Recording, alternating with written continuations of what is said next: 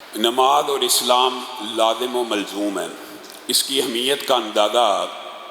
آپ یوں کر سکتے ہیں کہ حضرت آدم نے اپنے بیٹوں کو نماز کے اوقات کی تلقین کی، تربیت کی اور بتلایا کہ نماز کے یہ اوقات ہیں۔ حضرت نوح نے، حضرت ابراہیم نے،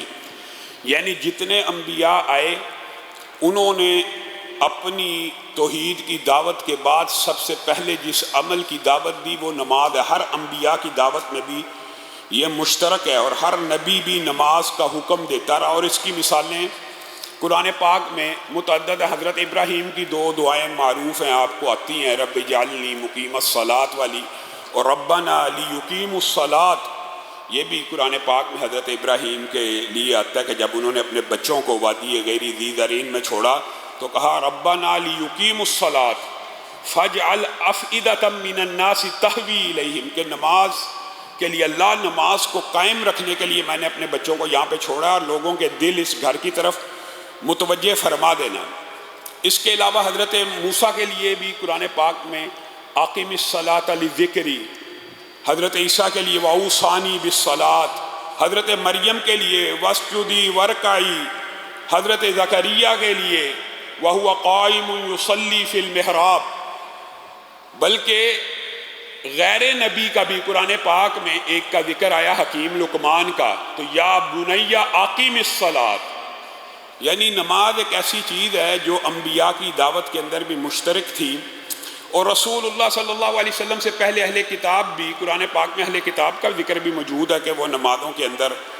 قرآن کی آیات اور قیام اللیل کا قرآن پاک میں اس حوالے سے آپ نے مطالعہ کیا ہے۔ بلکہ اللہ رب العزت نے تو یہاں تک کہہ دیا انی معکم لئن اقمتم الصلاۃ، میں تمہارے ساتھ ہوں اگر تم نمازوں کو قائم کرو گے۔ فنعم المولا ونعم النصیر، اور اللہ کا ساتھ اور اللہ کی ولایت اور اللہ کا مددگار ہونا، اس سے بہتر مددگاری تو کوئی بھی نہیں ہو سکتی۔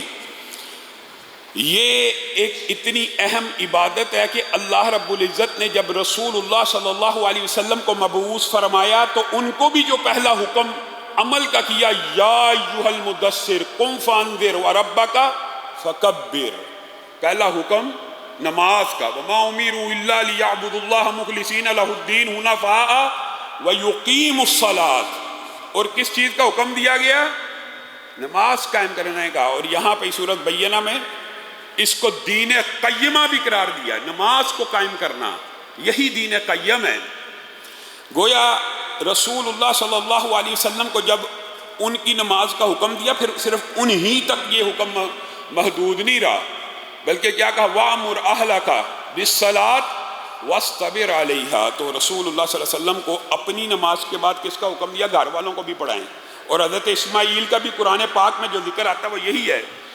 کَانَ يَأْمُرُ أَهْلَهُ بِالصَّلَاةِ، حضرت اسماعیل بھی، یعنی انبیاء کا یہ شیوا رہا کہ اپنے اہل خانہ کو روز نمازیں پڑھتے رہے، حتیٰ کہ مسلمان بھی اول جب مکہ میں تھے تو دار ارقم میں نمازیں پڑھا کرتے تھے، ابھی نماز فرض نہیں ہوئی لیکن نمازوں کو ادا کیا کرتے تھے۔ بعض لوگ یہ سمجھتے ہیں کہ اس نماز کی فرضیت کے بعد نماز کو ادا کیا جانے لگا، اس سے پہلے بھی نماز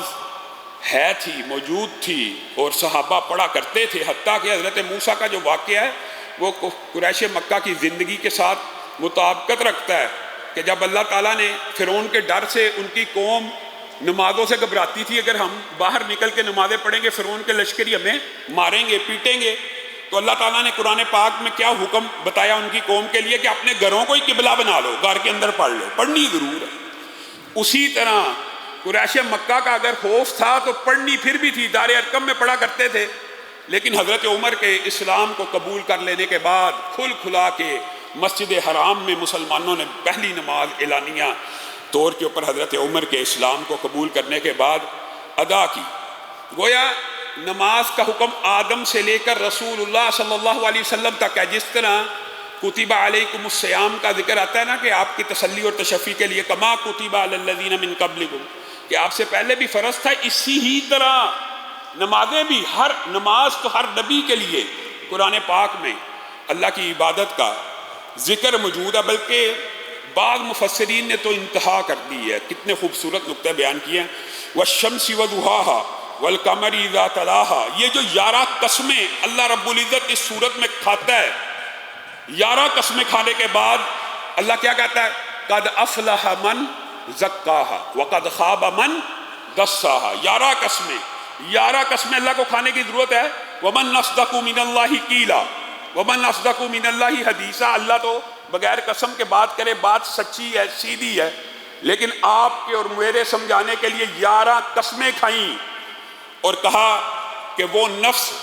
کامیاب ہو گیا جس نے اپنے نفس کو، اصل میں وہ فلاح پا گیا جس نے اپنے نفس کو پکیدہ اور طاہر اور مطہر کر دیا۔ اور اس کی پکیدگی اور طہارت کیا ہے؟ اس کا ذکر بھی سورت میں موجود ہے۔ اگلی سورت میں آگے چل کے آپ سورت اعلیٰ میں پہنچیں، قد افلح من تزکا وذکر اسم ربہ فصلی، قد افلح من تزکا وذکر اسم ربہ فصلی۔ کامیاب کون ہوا؟ پہلے سورت وضحاہا والشمس وضحاہا میں آپ نے سنا کامیاب وہ ہو گیا جس نے تزکیے کو اختیار کیا، اور وہ تزکیہ کیا؟ قد افلح من تزکا وذکر اسم ربہ فصلی۔ وہ کامیاب ہوا جس نے اللہ کے ذکر کو بلند کیا نمازوں میں، وہی نفس کامیاب ہوا۔ قد افلح من تزکا وذکر اسم ربہ فصلی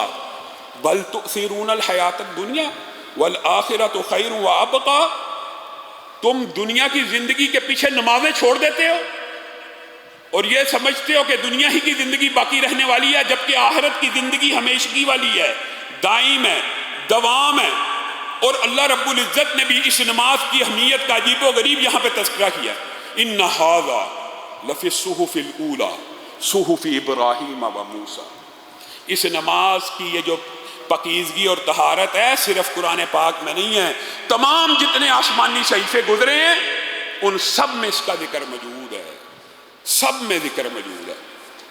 اب آپ بتائیے کہ اللہ تعالیٰ پاکیزگی کو، اللہ تعالیٰ حکم کی ابتدا کو